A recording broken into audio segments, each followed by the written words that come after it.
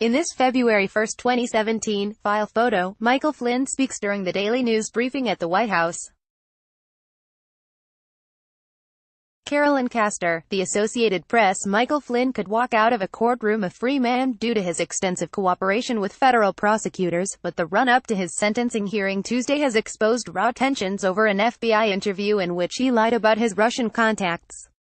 The former Trump National Security Advisor's lawyers have suggested that investigators discouraged him from having an attorney present during the January 2017 interview and never informed him it was a crime to lie.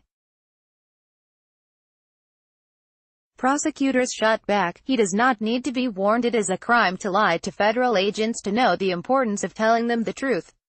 President Donald Trump signaled his intense interest in the case with a good luck tweet to Flynn on Tuesday. He added, "Will be interesting to see what he has to say, despite tremendous pressure being put on him, about Russian collusion in our great and, obviously, highly successful political campaign. There was no collusion." Story continues below. Advertisement. Flynn arrived at court Tuesday for a sentencing hearing that has resurrected public debate about FBI actions in the case. On Monday evening, the dispute, and a judge's intervention, led prosecutors to publicly file a redacted copy of the notes from Flynn's FBI interview that largely bolster the case, showing he told agents things he later said were false. Still, the mere insinuation of underhanded tactics has been startling given the seemingly productive relationship between the two sides, and it was especially striking since prosecutors with special counsel Robert Mueller's office have praised Flynn's cooperation and recommended against prison time. The defense arguments spurred speculation that Flynn may be trying to get sympathy from Trump or may be playing to a judge known for his zero-tolerance view of government misconduct.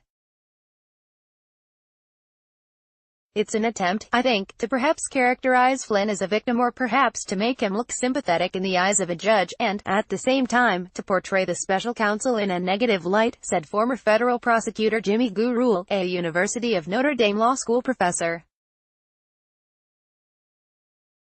Until the dueling memos were filed last week, Flynn had cooperated extensively and largely eschewed the aggressive tactics of others involved in the Mueller probe. Bijan Rafikian, an ex-business partner of former U.S. National Security Advisor Michael Flynn, and a businessman with ties to Turkish government officials, have been charged with undisclosed lobbying aimed at the extradition of a Muslim cleric living in the United States. Reuters prosecutors, for instance, have accused former Trump campaign chairman Paul Manafort of lying to them even after he agreed to cooperate. Another potential target, Jerome Corsi, leaked draft court documents and accused Mueller's team of bullying him.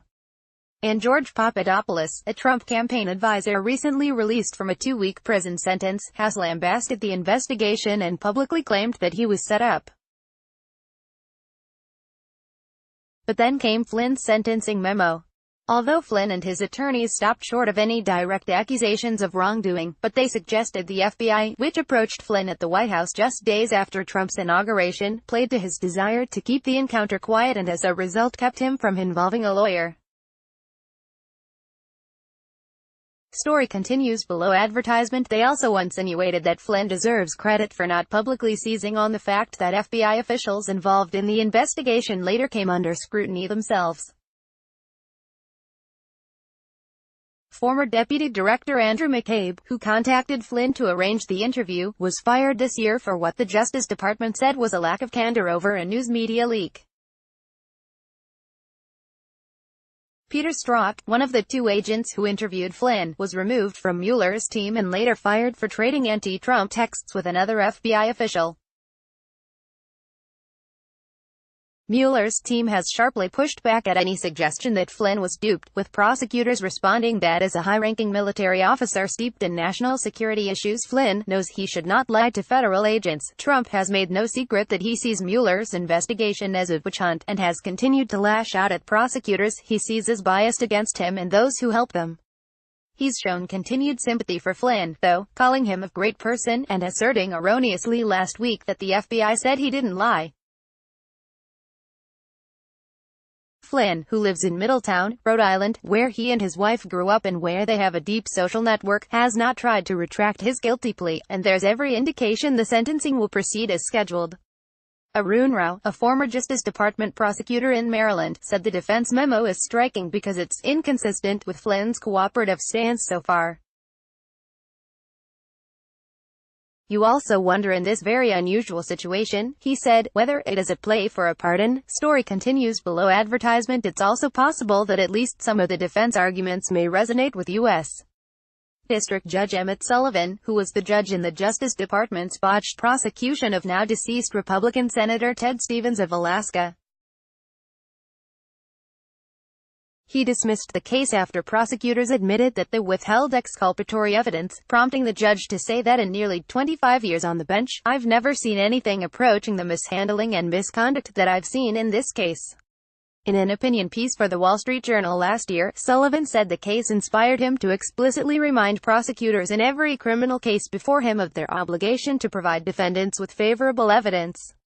He says he has encouraged colleagues to do the same. In Flynn's case, he directed prosecutors to produce FBI records at the center of his case, including portions of the notes from his Jan. 24, 2017, FBI interview. The notes, publicly filed Monday evening, show that FBI agents interviewed Flynn about his contacts with Russia, including his past trips to the country and his conversations with Sergei Kislyak, then Russia's ambassador to the U.S. The notes show Flynn told agents he didn't ask Kislyak not to escalate Russia's response to sanctions imposed by the Obama administration in response to election interference. But Flynn admitted in court papers last year that he did. The notes also show Flynn told agents he didn't ask Kislyak to see if Russia would vote a certain way on a United Nations resolution involving Israeli settlements. But in court papers last year, he admitted that he did ask Kislyak to see if Russia would vote against or delay the resolution. Court papers show Flynn made that request at the direction of Trump's son-in-law Jared Kushner. Story continues below advertisement. It's unclear what impact, if any, the notes will have on Sullivan's sentencing decision.